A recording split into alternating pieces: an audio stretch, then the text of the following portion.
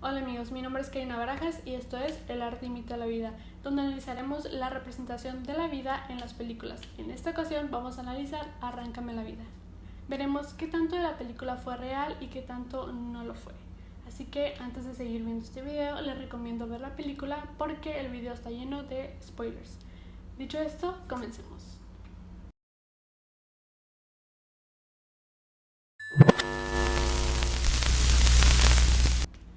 Arráncame la vida está basada en la novela del mismo nombre, escrita por Ángeles Mastretta en 1985. Es estrenada en el 2008. En ese momento era la película más cara de la historia del cine mexicano, con $6.5 millones de presupuesto. Y obtuvo una nominación al Oscar como Mejor Película Extranjera. Ambientada en México en 1930, cuenta la historia de Catalina, una joven de 15 años que vive en un pueblo machista del que desea salir para poder conocer cosas nuevas. Conoce a Andrés Asensio, un hombre muy poderoso que le permite emprender una nueva vida.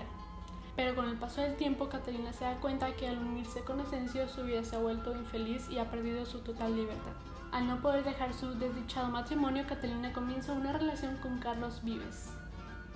No es de Carlos Vives, es de Carlos Vives, un apuesto e idealista que le devuelve la alegría por la vida. Mientras se cuenta su historia, conoceremos algunos aspectos sociales y políticos del México post-revolucionarista. La película está basada en gran parte en la vida de Maximino Ávila Camacho, hermano del presidente, de quien fue el presidente de México, Manuel Ávila Camacho. Catalina es una representación ficticia de quien en verdad existió una mujer que se llama Margarita Ricardi, esposa de Maximino Ávila Camacho. Así que estos personajes de verdad existieron.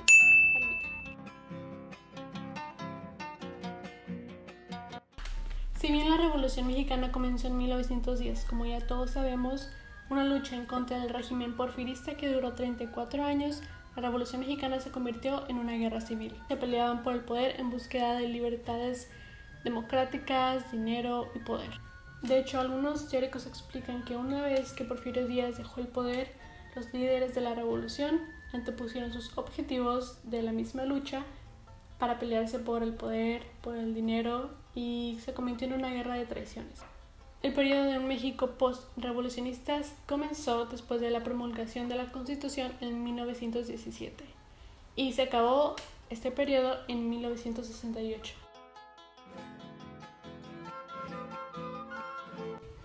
Así que en la película nos encontramos en un México post-revolucionista, donde los intereses de Andrés Asensio son los mismos que el de la revolución. En la vida real, el partido al que pertenece Andrés Asensio fue el comienzo del PRI. Desde 1938 hasta 1946, el nombre del partido fue PRM, el Partido de la Revolución Mexicana, y desde 1946 hasta ahora ha sido PRI, el Partido Revolucionario Institucional. En la cinta, Andrés Asensio expresa varias veces que su compadre se quiere postular como presidente de la nación. Esto en realidad es en parte real. Quien en verdad se postuló y ganó las elecciones fue su hermano Manuel Ávila Camacho, que también era militar y político mexicano, que fue presidente de 1940 hasta 1946. Fue conocido como el presidente caballero, así que todo lo anterior fue en real. Bueno, en parte, no fue su compadre, sino fue su hermano, así que palomita. Y en la cinta, en 1937, Andrés Asensio se convirtió en gobernador de Puebla. Y gobernó con mano dura, dictatorialmente y concentrando todo el poder en él mismo. Esto es real, así que palomita. Maximino mantuvo a Puebla fuera de las transformaciones sociales que en el resto del país impulsó el cardenismo, pues en ese entonces el presidente de la nación era Lázaro Cárdenas. Como un dato verdadero que no fue representado en la película, pero sí sucedió, Maximino Ávila Camacho creó un grupo político que duró hasta 1975, donde se formaron varios personajes políticos de renombre, entre ellos Gustavo Díaz Ordaz. Y pues conocemos la historia y la fama de Gustavo Díaz Ordaz, aunque no viviste en la época. Hay algunos acontecimientos muy importantes que marcaron la historia de México dentro de su gobernatura. Más adelante en la película, Andrés Asensio fue nombrado por su hermano, que ya era presidente, como secretario de Comunicaciones de Obras Públicas, cosa que sí sucedió. Palomita. Asensio decía que su gubernatura estaba liderada por los intereses de la Revolución Mexicana, tales como la justicia. Pero anteriormente él trabajaba para Victoriano Huerta, que es nombrado como traicionero de la Revolución Mexicana.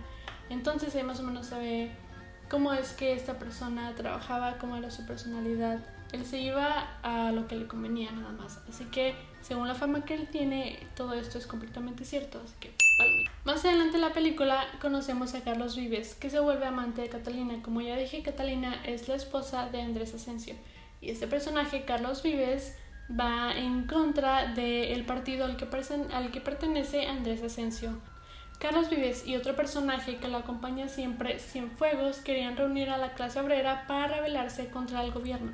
Pero toda esta historia dramática, todo este triángulo amoroso, en realidad no es comprobado, no hay nada que diga que Carlos Vives realmente existió como amante de Catalina, entonces tachita. Y bueno, las relaciones entre jóvenes mujeres de 15 años y hombres que les doblan la edad, como Andrés Asensio, eran bastante comunes en esa época, así que palomita.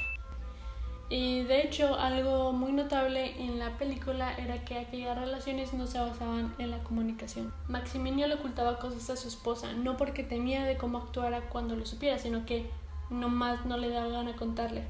La comunicación no era algo necesario en una relación como lo es ahora. Todo eso es cierto. Palomita. El machismo siempre ha sido parte de nuestra cultura, pero en ese entonces era aceptado y promovido, y es representado muchas veces en los diálogos de Asensio, como por ejemplo: tienes que verte bonita, dulce e impecable. Eres lista, hasta pareces hombre. Y pues en realidad todo esto es bastante real, así era en esa época, así que